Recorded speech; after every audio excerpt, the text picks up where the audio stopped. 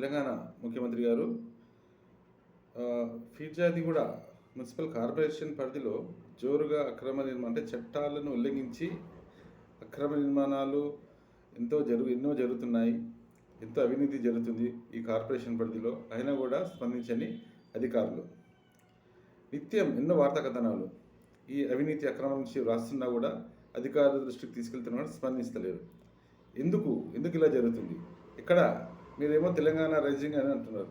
అంటే ఇదేనా తెలంగాణ రైజింగ్ అంటే? ఈ మధ్య కొంతమంది అంటే అవినీతి మీద పోరాటం చేసే కొంతమంది సామాజిక కార్యకర్తలు, నాయకులు జిల్లా కలెక్టర్ గారి దృష్టికి తీసుకెళ్ళినా కూడా ఎలాంటి స్పందన లేదు. మరి జిల్లా కలెక్టర్ గారు, మేడ్చల్ జిల్లా కలెక్టర్ గారు ఈ జిల్లా పరిధిలో ఉన్న మున్సిపాలిటీస్ కావచ్చు, కార్పొరేషన్స్ కావచ్చు, ఏమైనా సరే తన కలెక్టర్ గారికి బాధ్యత ఉంటుంది.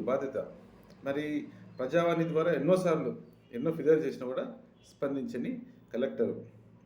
దయచేసి ముఖ్యమంత్రి గారు ఈ అవినీతి అక్రమాల మీద మీరు తక్షణమే ఒక కమిటీ వేసి ఈ అధికారులను సస్పెండ్ చేయండి, శాశ్వతంగా సస్పెండ్ చేయండి.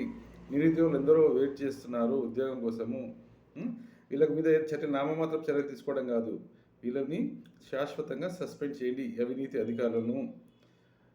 మేము ప్రశ్నిస్తున్నాము. బాపట్ల కృష్ణమోహన్, ప్రజా సంకల్పం నుంచి.